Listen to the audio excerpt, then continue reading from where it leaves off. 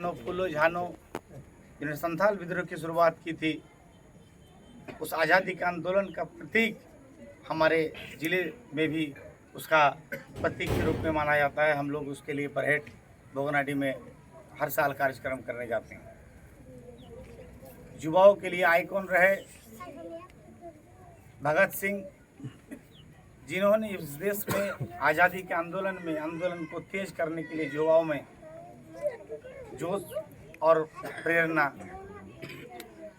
बने। बहुत कम उम्र में, जवानी की उम्र में कदम रखे ही थे कि उन्होंने फांसी की सजा स्वीकार की। अंग्रेजों ने उन्हें फांसी दे दी। हमारे राष्ट्रीय पिता महात्मा गांधी, जिन्होंने पूरे देश को, देश की आज़ादी का नेतृत्व ही नहीं किया,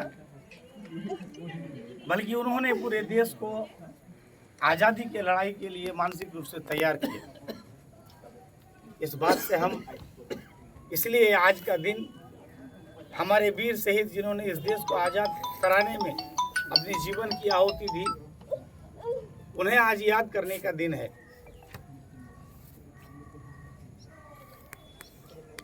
लेकिन हमें आज़ादी के बाद गांधी जी ने इस देश को एक ऐसा खूबसूरत लोकतंत्र दिया जो पूरे दुनिया के इतिहास में अगर सबसे बेहतर लोकतंत्र किसी देश में माना जाता है वो हिंदुस्तान में है।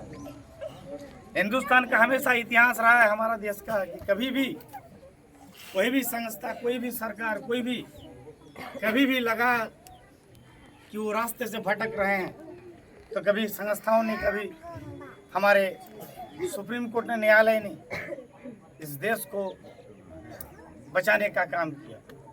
इसलिए हमें ये समझना चाहिए कि पूरे दुनिया के पैमाने पर जितने भी लोकतांत्रिक देश है, उनमें हिंदुस्तान सबसे बड़ा और सबसे फला फूला लोकतंत्र का देश है।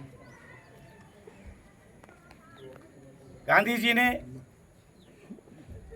देश की आज़ादी के लिए लोगों को तैयार किया, लड़ाई लड़ी, आज़ादी दिलाई, और गांधी जी का सपनों का देश में उन्होंने कुछ नागरिकों के कर्तव्य को भी करने का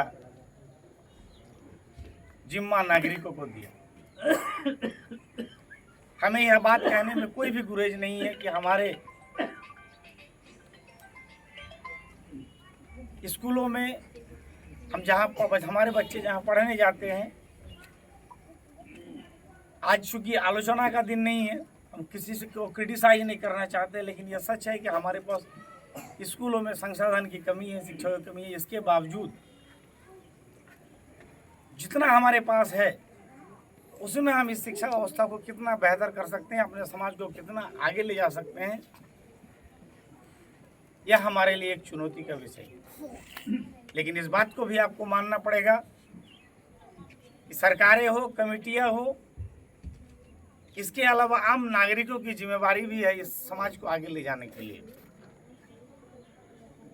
आज शिक्षा व्यवस्था में का जो स्थिति है,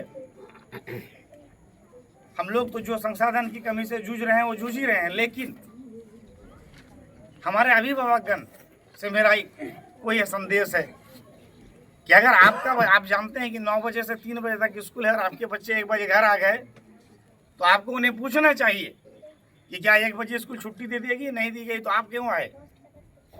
हमारे गार्जियन का जो स्थिति अभी है शिक्षा के प्रति, यह बहुत चिंता का विषय है। और नागरिक जिम्मेदारी के बारे में अब वो चर्चा का विषय भी होना चाहिए, उस पर विमर्श होने की भी जरूरत है। आप जानते हैं हम लोग पंचायत सचिवालय को जब बढ़िया तरीके से जब बनाए, तो हम लोगों ने शुरू में ही कई स्लोगन्स दिए कि इंसान के लिए ऑक्सीजन जरूरी है, इसलिए पेड़ का बचाना जरूरी है। आप पेड़ काटिए मत। अगर ये काट रहे हैं किसी कारणवश या उनकी उम्र हो गई है, तो आप 2 जरूर लगाएं। हमने ये भी कहा है, आप पंचायत भवन के हॉल रूम में जाएंगे तो लिखा है कि प्रकृति ने मनुष्यों को जरूरत पूरा करने के लिए सब कुछ दिया, सारा संसाधन दिया, लेकिन लालच पूरा करने के लिए नहीं दिया। हम अगर उसका बेजा इस्तेमाल करने लगेंगे तो हमारी संसाधन की कमी होगी। बाल विवाह के संबंध में इतना प्रचार प्रसार हो रहा है कि हम उससे बचे, लड़कियों को कम से कम वो उम्र होने दें। बाल विवाह के कारण लड़कियां पढ़ नहीं पाती है, शारीरिक रूप से सक्षम नहीं हो पाती है। ये हमारे लिए चुनौती है। हमारे लिए चुनौती जल का भी है कि हम जानते हैं कि एक किताब में लिखा आता है कि दुनिया में 3 हिस्सा जल ही है पूरी दुनिया में, लेकिन यह भी बात सत्य है कि हमको तो लगता है कि जब 3 हिस्सा जल ही है तो जल का कभी कमी नहीं होना चाहिए। लेकिन फैक्ट ये भी बात है कि 3 हिस्सा जल होने के बाद भी हमारे लिए शुद्ध पानी पीने लायक जल सिर्फ 3% है। और वो जल संकट हमारे जीवन में गहराता जा रहा है। हमारे बुजुर्ग लोग जो लोग हैं, पिता समान जो लोग हैं, वो लोग जानते हैं यहाँ के आज से 10 बरस 15 बरस 20 बरस पहले हर घर में चापाकल हुआ करता था। अब पानी का लेयर नीचे जाते जाते आज 5 इंच का चापाकल में भी पानी नहीं उठ रहा है। तो हमें ये समझना होगा। हम लोग रास्ते में चलते हुए देखते हैं कि हम लोगों ने जल नल योजना के तहत लोगों के घरों में रास्ते में पानी का कनेक्शन दिया। हमने उन्हें सुविधा उनके घर तक जल पहुंचाने के लिए दिया, लेकिन उनकी ये जिम्मेदारी है कि वो पानी बेजा इस्तेमाल ना हो। कहीं देखते हैं जाते हुए रास्ते में नल खुला हुआ है, पानी गिर रहा है, कोई देखने वाला नहीं है। तो हमारे नागरिकों की जिम्मेदारी है कि हम भी अपना जिम्मेदारी निभाएं। हम जहाँ पर रहते हैं उसके अगल बगल में साफ सुथरा होना चाहिए। हम घर के कूड़ा को एक जगह पर रखें, उसको सही जगह उसको ले जाएं। हम रोड को, रास्ते को, सार्वजनिक जगहों को कचरा फेंकने का जगह बना लिए। यह दुखद विषय है। ये जिम्मेदारी हमें पालन करनी होगी। ये रोड भी हमारा है, ये पंचायत भी हमारा है, स्कूल भी हमारा है, यह पूरा गांव हमारा है, किसी व्यक्ति का नहीं ना है। इसको बचाना हम सभी की नैतिक जिम्मेदारी है।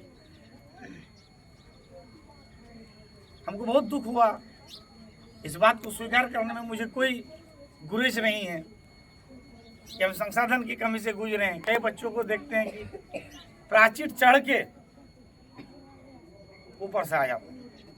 अब सरकार ने हमें इस तरीके से बांध दिया है स्कूल शिक्षकों को कि आप मार नहीं सकते हैं, आप डांट ज्यादा नहीं सकते हैं। गार्जियन हम लोग को जितना समझदार होना चाहिए हो नहीं रहे हैं। तो ये दुख का विषय है, इसीलिए गार्जियन को कॉन्शियस होना जरूरी है। इन संतोषों के साथ कि आने वाले समय में हम एक बेहतर ग्राम पंचायत की ओर आगे बढ़े। एक चीज और इसके साथ जोड़ना चाहता हूँ, सरकार गांव में महिलाओं के नाम पर, महिला सशक्तिकरण के नाम पर आत्मनिर्भर बनाने के लिए MSME का गांव में ग्रुप का लोन दिया जाता है बैंक में, ताकि लोग को पूंजी मिले, स्वरोजगार के लिए व्यवस्था हो, हमें बाहर जाना नहीं पड़े। लेकिन अफसोस इस बात का है कि 10 आदमी का ग्रुप मिलकर जब पैसा बैंक में लेते हैं तो फिर हिस्सा करके अपना अपना निजी काम में लगा देते हैं। हम किसी बिजनेस को खड़ा करने के बारे में कि उससे हमारा रोजगार हो, हम इस दिशा में आगे नहीं बढ़ रहे हैं। इन सभी विषयों पर आने वाले समय में हम सभी को सतर्क और जिम्मेदारी के साथ, एक जिम्मेदारी नागरिक होने के नाते हमें अपने पंचायत को बेहतर बनाने के लिए हमें संकल्प लेना होगा कि आने वाले समय में हम अपनी ग्राम पंचायत को और बेहतर बनाएंगे। इसमें आप सभी लोगों का सहभागिता, आप लोगों की कंट्रीब्यूशन की हमें आवश्यकता है। इन्हीं शब्दों के साथ कि आज आज़ादी के इस 79वें स्वतंत्रता दिवस के अवसर पर आप सभी लोग आज इस झंडा उत्तोलन कार्यक्रम में पंचायत सचिवालय में उपस्थित हुए, इसके लिए आप सभी का बहुत बहुत शुक्रिया, धन्यवाद।